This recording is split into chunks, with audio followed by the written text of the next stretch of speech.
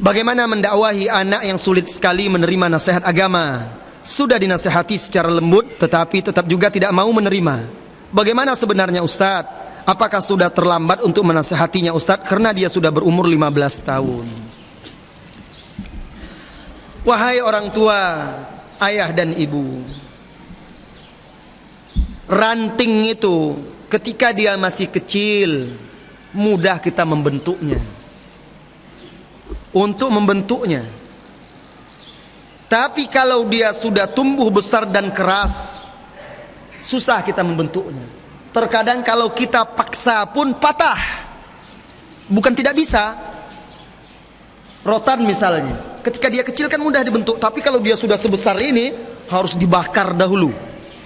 Lihatlah orang membuat pengrajin rotan itu, kan dibakar itu supaya bisa dibengkokkan. Berarti penempaannya berat ketika dia sudah besar. Bukan tidak mungkin untuk memperbaikinya, bukan terlambat, tetapi dalam usia seperti itu sudah keras.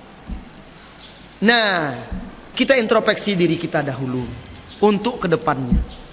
Dulu mungkin memang kita keliru, kelalaian kita, lalu kita tidak mengajarkan agama dari kecil. Kita tidak mengenalkan Allah dan Rasulnya serta Islam kepada anak kita dari kecil. Kita biarkan dia tumbuh dan besar dengan pemikiran budaya-budaya yang tidak benar, dengan kelalaian dan kelengahan, sehingga ketika dia sudah terbiasa dengan itu, dewasa susah kita merubahnya. Bertobat kita, memohon ampun, beristighfar kepada Allah atas kelalaian yang telah lalu. Dan ini pelajaran bagi calon ayah, calon ibu. Anak itu dari kecil harus sudah mulai diajarkan. Lihat contohnya, bagaimana para sahabat dahulu. Sahabat mengatakan tentang puasa Arafah ini. Sahabat-sahabat wanita dahulu, ibu-ibu, mereka menceritakan mereka berpuasa dan mengajak anak mereka itu puasa sunat, puasa Arafah ini. Bahkan kata mereka, mereka buatkan mainan untuk anak-anak mereka ini. Kalau anak mereka menangis, merengek, minta makan dan minum, anak-anak kecil, mereka beri mainan itu. Sehingga anak itu lupa, main sampai waktu berbuka. Tapi mereka biasakan untuk beribadah. Padahal itu ibadah sunnah. Begitu usaha mereka dahulu membiasakan anaknya kenal agama. Oleh karena itu, anak-anak itu walaupun dia belum mumayyiz, dia harus sudah dibiasakan. Biasakan sholat, biasakan menutup aurat, biasakan membaca Al-Quran, biasakan berakhlak yang mulia, biasakan bertutur kata lembut. Kalau sudah sampai mumayyiz 7 tahun, lihat, lebih tegas lagi. Muru auladakum bis-shalah lis-sab'. Perintahkan anakmu untuk sholat umur 7 tahun. Dia memang belum wajib sholat, tapi harus sudah diperintah untuk sholat. Wadribuhum lil ashir wa farriqu bainahum fil madaji. Lihat Islam membimbing ini. Islam membimbing ini. Dan pukul mereka kalau tidak mau sholat di usia 10 tahun. Orang tua, Pak, Bu, kalau anaknya terlambat bangun untuk sekolah, tidak ada ampun. Kalau perlu, anak yang terlambat bangun untuk sekolah itu disiram. Nak, cepat bangun. Sudah jam 7, sebentar lagi masuk. Nanti kamu kena poin lagi. Kena poin sama guru. Malu bapak, malu mama. Dipanggil terus sama guru karena terlambat terus masuk. Ketakutan kita kepada manusia dan dunia anak kita. Pernah terpikir oleh kita, bangun subuh-subuh itu bangunkan anak, nak bangun, ayo sholat, nanti terlambat. Malu bapak, malu ibu kepada malaikat. Dicatat oleh malaikat nih poin nih. Pernah terpikir oleh kita? Paling terpikir kasihan dia masih anak-anak, biarlah dulu dia tidur. Urusan akhirat kita kasihan dia, tapi urusan dunia tidak ada ampun.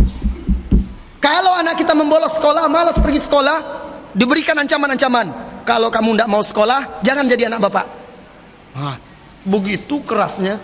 Kalau kamu mau sekolah, cari makan sendiri. Kan kadang seperti itu orang tua. Tapi kalau agama, pernah dia berkata seperti itu kepada anaknya? La ilaha illallah. Dan sekarang coba kita pikir, mungkin itu yang dahulu terjadi. Maka para calon orang tua, calon ayah dan ibu, pengalaman yang sudah ada ini jangan terulang lagi. Sedari kecil itu ciptakan suasana islami di rumah itu. agar anak itu terbiasa dengan nuansa Islam, iklim Islam, sehingga dia tumbuh besar di atas Islam. Coba lihat, kata Rasulullah SAW, umur 10 tahun itu sudah boleh dipukul kalau tidak sholat, dan pisah mereka dari tempat tidur. Ini sudah kelas 6 SD, masih juga berpeluk sama abi sama uminya, masih juga bergabung anak-anak itu laki-laki perempuan satu tempat tidur. Tidak boleh lagi. Mereka sudah mulai paham aurat. Lihat bagaimana pendidikan Islam agar bisa mengarahkan dorongan-dorongan seks anak itu. Jangan menyimpang. Tidak perlu vulgar seperti sekarang dikeluhkan. Ada isu-isu di buku-buku anak SD sekarang terlalu vulgar tentang pendidikan-pendidikan tentang biologi dan segala macam. Islam dengan benar mengajarkan mereka supaya bisa mengikuti fitrah mereka dengan baik. Dari kecil sudah mulai diarahkan. Tidak boleh lagi. Berarti pelajaran berharga dari kecil, anak harus sudah dididik dengan adab Islam. Baik, masalahnya sekarang Ustadz, sekarang sudah terjadi. Anak saya sudah umur 15 tahun. Apakah terlambat? Tidak ada kata terlambat dalam agama. Kalau dalam belajar urusan dunia mungkin ada kata terlambat. Usia yang sudah sekian tidak pantas lagi sekolah, tidak pantas ini, tidak pantas itu. Dalam agama, selama matahari belum terbit dari barat ke timur, selama nyawa itu belum sampai ke sini,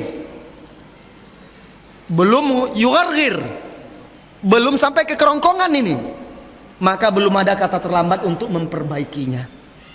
Maka terus bimbing, arahkan anak itu dengan lembut, dengan suri tauladan, dengan contoh. Ayah, ibu, suami, istri ini harus bekerja sama, kedua-duanya untuk memperbaiki anak ini. Ini istrinya saja yang berusaha, atau suaminya saja yang berusaha, akhirnya bertepuk sebelah tangan. Dia mendapat pembelaan dari yang satunya, tempat bernaung dalam kelalaian dan kelengahan. Maka kedua orang tua ini harus bekerja sama. Kemudian, wahai ibu, wahai bapak, carikan dia pergaulan yang baik, hindarkan dia dari teman-teman yang buruk, antarkan dia ke majelis-majelis ilmu untuk anak-anak muda, remaja-remaja. Kalau perlu, kalau memungkinkan, datangkan guru agama untuk mengajarkan Al-Quran dan lain sebagainya di rumah itu, setidaknya. Atau antarkan dia ke rumah seorang guru. Antarkan dia ke rumah seorang guru. Kita cari les matematika, les ini, les itu, dan segala macamnya. Pernah kita cari les untuk anak-anak kita, les akhlak, les akidah, les praktek ibadah, les ini dan segala macamnya. Carikan, antar dia ke rumah guru itu, les.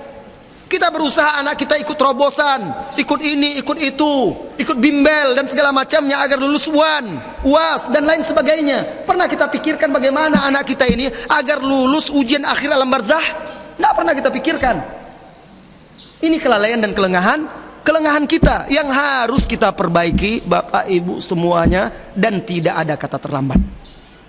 Harus dengan sabar menghadapi anak itu. Allah Subhanahu wa taala berfirman, "Wa'mur ahlaka bis-sholati wastabir 'alaiha." Perintahkan keluargamu untuk salat dan bersabarlah atasnya. Karena berat untuk memerintahkan dan mengajak mereka itu. Mudah-mudahan Allah mudahkan. Jangan lupa berdoa kepada Allah Subhanahu wa taala.